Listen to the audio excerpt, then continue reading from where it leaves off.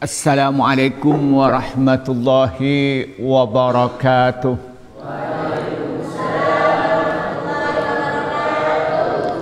Alhamdulillahi rabbil alamin. Wassalatu wassalamu ala asrafil anbiya'i wal mursalin. Amma ba'du. Para santri yang saya hormati, baik putra maupun putri, marilah kita bersyukur kepada Allah yang telah memberikan nikmat kepada kita, terutama nikmat iman dan Islam. Kedua kalinya rahmat dan salam semoga dicurahkan pada Nabi Muhammad sallallahu alaihi wasallam. Para santri yang saya hormati, dalam kehidupan ini amal perbuatan yang harus kita lakukan ini diniatin karena Allah. Ketika amal perbuatan diniatin karena Allah, maka yang tampaknya bukan ibadah menjadi ibadah.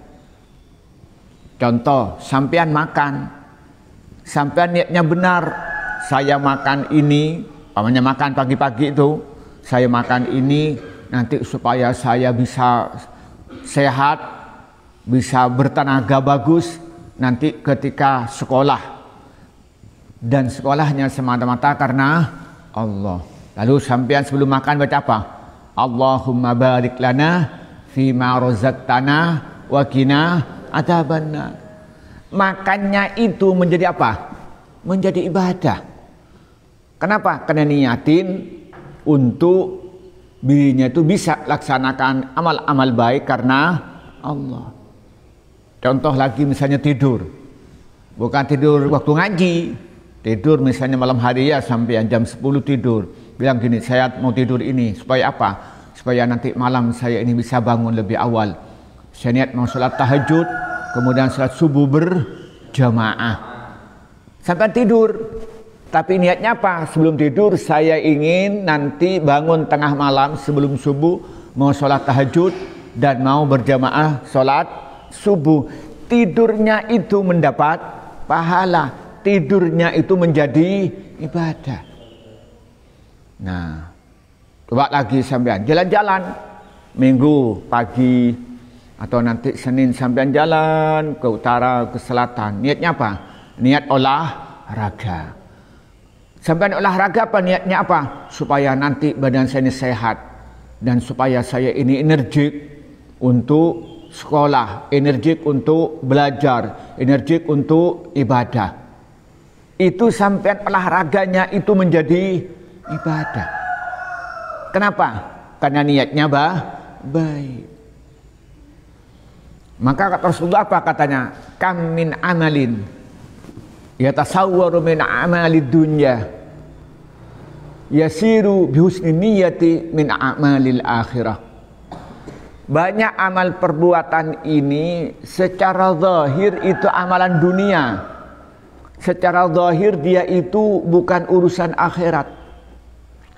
Tapi karena niat yang baik maka menjadi amalan akhirat. Kayak sampean tadi itu makan secara zahir apa? Amalan dunia ya makan, semua orang ingin makan. Tapi karena niatnya baik, makan untuk dipakai supaya bisa ibadah, apa? Maka makannya menjadi ibadah. Begitupun tidurnya, sampean tidur karena ingin punya niatan nantinya, ingin bangun malam, ingin tahajud, ingin sasum berjamaah, maka tidurnya menjadi ibadah. Olahraga, niatnya supaya badan yang sehat, setelah sehat untuk digunakan untuk ibadah kepada Allah. Diniatkan untuk berjuang di jalan Allah, mau dipakai untuk ngaji, apa yang terjadi? Maka olahraganya menjadi ibadah. Sebaliknya, wa kam min amalin yatasawwar min amalil akhirah yasiru bisu'in niyati min amalid dunya. Au kama qala. Ada amal perbuatan ini secara zahir itu amalan akhirat. Amalan akhirat. Tapi karena niat yang jelek maka menjadi amalan dunia. Contoh, sampean sholat berjamaah, baik tak baik? Ibadah tak ibadah? Ibadah. Tapi sampean sholat jamaahnya kenapa? Karena takut ditindak baca Al-Quran, takut ditindak baca Yasin.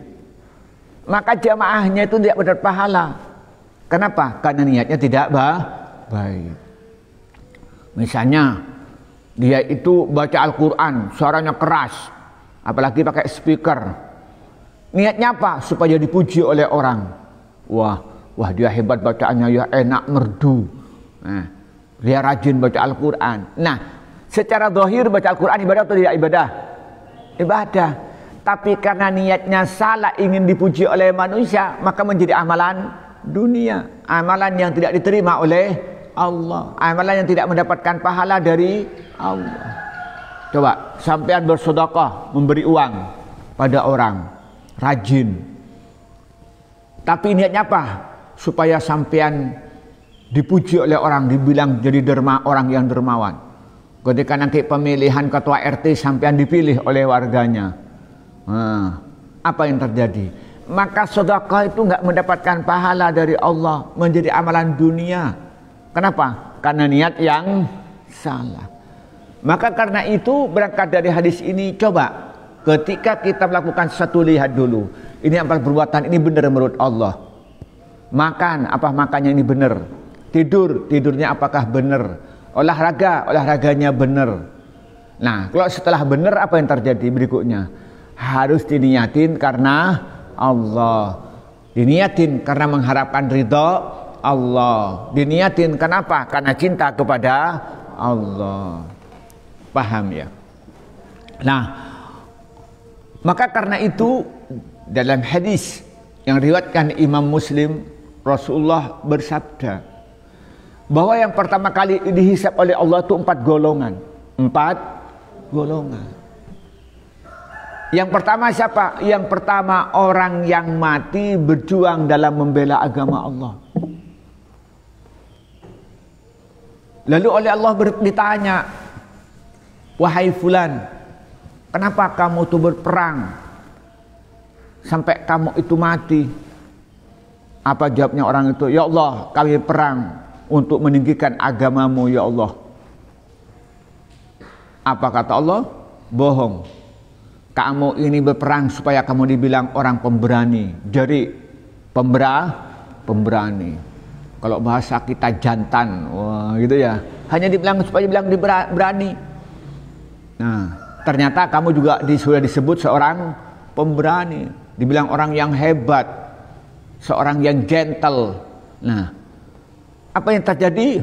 Allah nyuruh malaikat untuk membawanya dia, untuk nyeret dia dan dicemplungkan ke dalam api neraka. Coba. Padahal amal ibadah yang paling tertinggi apa? Al-jihadu fi sabilillah. Berperang di dalam membela agama Allah. Tetapi karena niatnya salah, bukan untuk meninggikan agama Allah, niatnya bukan untuk mengharapkan ridha dari Allah, bukan karena cinta kepada Allah, agar supaya mendapatkan pujian dirinya seorang pemberani, supaya diberikan gelar pahlawan, apa yang terjadi? Dia tidak mendapatkan pahala. Justru dia diseret ke dalam api neraka. Maka hati-hati ketika sampai berjuang, nanti ketika pulang ke rumahnya, aktif di sebuah organisasi Islam, aktif di dalam penegakan kebenaran dan keadilan. Tanya pada hati sampean ini ikhlas atau tidak? Kalau ternyata hatinya ikhlas, alhamdulillah, dan diperbaiki dan dijaga itu. Tetapi kalau ternyata tidak ikhlas, tidak karena Allah, segera dirubah niatnya karena Allah. Segera dirubah hatinya, apa yang dikerjakan mengharapkan ridho dari Allah. Nah, kemudian kelompok yang kedua siapa? Kelompok yang kedua itu orang yang alim, ustadz yang senang mengajar orang lain, yang senang berdakwah. Lalu oleh Allah ditanya, wahai fulan, kenapa kamu tuh giat belajar? Dan kenapa kamu ini setelah pintar kamu tuh giat mengajar orang lain? Apa jawabnya? Mengharapkan ridhomu ya Allah, semata-mata karenamu ya Allah. Apa kata Allah? Kata Allah, bohong. Kamu ngajar itu supaya dipuji, kamu tuh orang yang alim, supaya dipanggil ustadz dan lain sebagainya. Jadi dia apa? Ngajarnya bukan karena Allah, tapi karena agar supaya dipuji oleh orang. Dan Allah manggil malaikat dan menyuruh malaikat ini membawanya dan dicemplungkan ke dalam api neraka. Ternyata kita menjadi seorang guru ini bekal utamanya harus ikhlas. Jadi seorang ustadz bekal utamanya itu adalah ikhlas.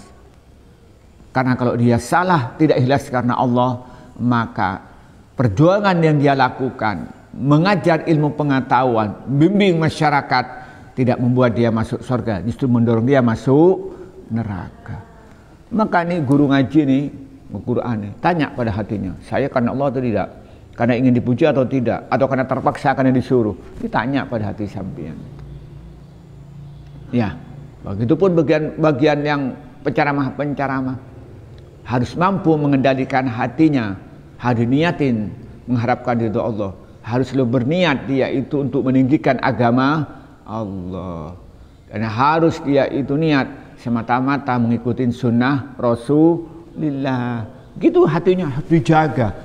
Supaya apa? Supaya ibadah dia tidak sia. Karena kalau dia tergelincir bukan karena Allah, tergelincir untuk mendapatkan salam tempel, tergelincir niatnya itu untuk supaya dipuji oleh orang, tergelincir niatnya agar supaya populer, apalagi dia masuk di YouTube, masuk di FB, masuk di IG, masuk di Twitter, masuk di Instagram, wah, atau masuk di WA, atau masuk di Line, wah.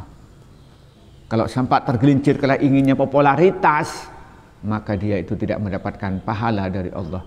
Maka disuruh nanti di akhir Allah akan nyuruh malaikat untuk menyeret ke dalam api neraka. Kemudian yang ketiga siapa? Orang yang rajin baca Al-Quran. Baca Al-Quran pagi, siang, malam, rajin baca Al-Quran. Nah, oleh Allah ditanya, kenapa kamu ini rajin baca Al-Quran? Untuk mengharapkan ridhomu ya Allah. Apa Allah menyatakan? Bohong. Kamu baca Al-Quran supaya kamu dibilang oleh orang itu qori, orang yang rajin baca Al-Quran. Kamu baca Al-Quran supaya kamu dibilang suara kamu itu merdu. Kamu baca Al-Quran supaya dibilang oleh orang lain bahwa kamu itu orang yang baik bacaan Qurannya. Nah, ternyata di dunia sudah terkenal dia sebagai apa? Qori yang terkenal. Maka Allah memanggil malaikat untuk dibawa kemudian dicemplungkan ke dalam api neraka. Nah, hati-hati nih yang baca Quran ini. Harus selalu menjaga hatinya. Baca Quran semata-mata mengharapkan ridho dari Allah. Baik itu ketika ngaji, masih belajar, harus jaga hatinya. Harus berusaha mengharapkan ridho Allah. Begitupun ketika dia tadarusan, terutama di bulan Ramadan biasanya kalau ngajikan pakai Al-Quran, pakai speaker. Atau di sini kadang-kadang kalau baca surat Kahfi pakai speaker, harus mampu menata hati. Hatinya selalu diniatin mengharapkan ridho Allah. Dia baca Al-Quran semata-mata karena cinta kepada Allah, cinta terhadap kalamullah. Itu terus. Supaya apa? Supaya selamat. Karena kalau dia tergelincir baca Al-Qurannya bukan karena Allah, apa yang terjadi? Maka dia diseret oleh malaikat dan dicemplungkan ke dalam api neraka. Kemudian yang terakhir siapa yang paling disidang itu? Orang yang rajin bersedekah. Orang rajin bersedekah. Zakatnya aktif, sedekah sunatnya aktif. Tapi sayangnya apa dia? Dia itu karena supaya ingin dipuji oleh manusia. Makanya oleh Allah ditanya, kenapa kamu tuh rajin bersedekah? Apa kata jawab? Untuk mengharapkan ridhomu ya Allah. Apa kata dia? Allah, kamu bohong. Kamu rajin bersedekah ini tujuannya supaya dipuji. Kamu itu jawad, dipuji seorang jawad, orang yang dermawan. Hanya pencitraan istilah sekarang itu. Maka Allah menyuruh malaikat untuk membawanya dan dicemplungkan ke dalam api neraka. Jadi hati-hati. Oh, saya ini sedekah supaya saya dipuji. Nanti kalau ikut pilihan-pilihan bisa menang. Kalau pilihan RW menang, pilihan kepala desa menang, hatinya bukan karena Allah, maka sedekah itu sia-sia, tidak akan mendapatkan pahala dari Allah, justru membuat dirinya terjerumus ke dalam api neraka. Itu betapa pentingnya ikhlas itu. Maka sampai ketika mengerjakan apa saja, coba koreksi hati sampean sendiri, nggak usah orang lain yang koreksi, sampean sendiri, sampean koreksi.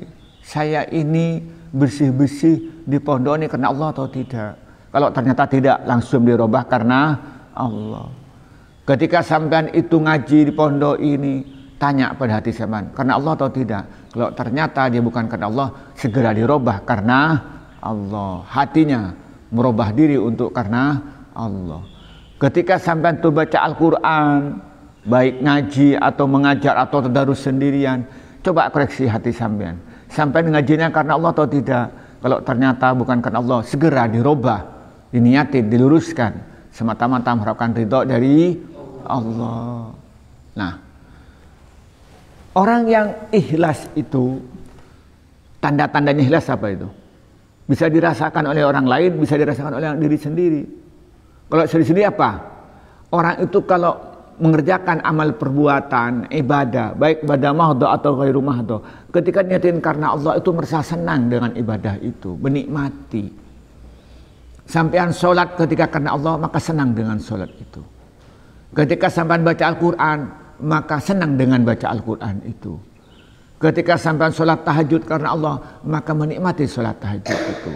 Ketika sampean sholat duha karena Allah, maka sampean menikmati ketika sholat duha itu. Sampai menolong orang-orang yang perlu bantuan, pertolongan kita, maka itu menikmati dengan pertolongan itu. Ketika sampean itu berzakat, bersedekah karena Allah, maka sampean itu merasa senang dengan amal ibadah. Jadi ikhlas itu membuat hati itu bahagia. Apa yang kita kerjakan, ibadah yang kita lakukan itu kita merasa senang. Sampean ngaji pada pagi ini, ketika ikhlas karena Allah, sampean menikmati. Tapi yang tidak ikhlas, aduh capek sekali, kapan selesainya ngaji ini. Kadang-kadang tidurnya sudah begini, kita pakai ke tembok, kita kuat. Ibu dia tekar nyandar, baru sebegini. Ada yang kayak itu? Ada nggak kayak itu? Cangkring pakai. Nah kita pun itu. Maka kita ini coba, kita ini ketika mengerjakan satu, coba kita ini koreksi kita ini supaya karena Allah. Kenapa? Menikmati kalau orang itu karena Allah. Kemudian yang kedua, orang yang ikhlas karena Allah itu dirinya itu tambah lama tambah giat, tambah lama tambah giat. Jadi sampean ini kalau ikhlas, kalau ngaji misalnya sehari hanya setelah subuh, setelah maghrib. Tapi karena ikhlas, kamu itu kadang-kadang sendirian, lagi nggak kerjaan langsung baca Quran. Jadi tidak nunggu, jadi ada waktu senggang baca Al-Quran. Kalau tidak bisa sempat baca tulisannya, menakrir hafalannya yang dibaca. Walaupun hafalan cuma Fatihah, maka Fatihah itu yang diulang-ulang. Kalau hafalnya surat Al-Ikhlas, maka surat Al-Ikhlas itu yang diulang-ulang, menikmati. Itu. Jadi tambah lama apa?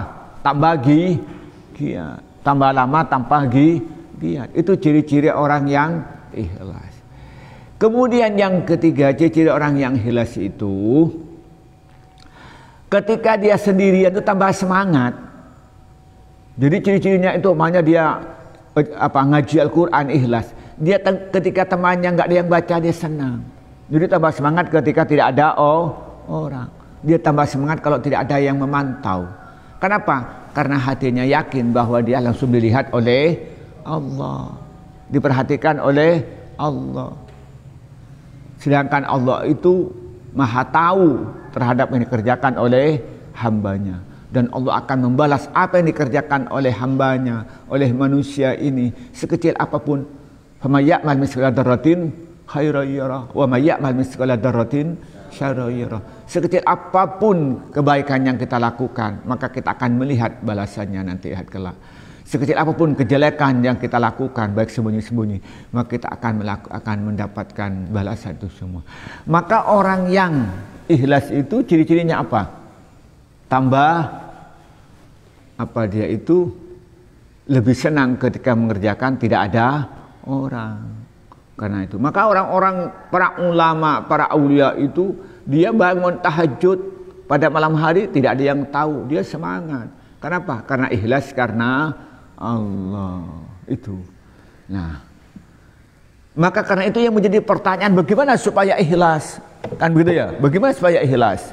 Maka coba bayangkan sama kita ini nikmatnya yang Allah berikan kepada kita nanti di hari kelak ketika ibadahnya itu karena Allah. Coba bayangkan, ya Allah, saya tidur aja kalau ini benar niatnya kita mendapat pahala.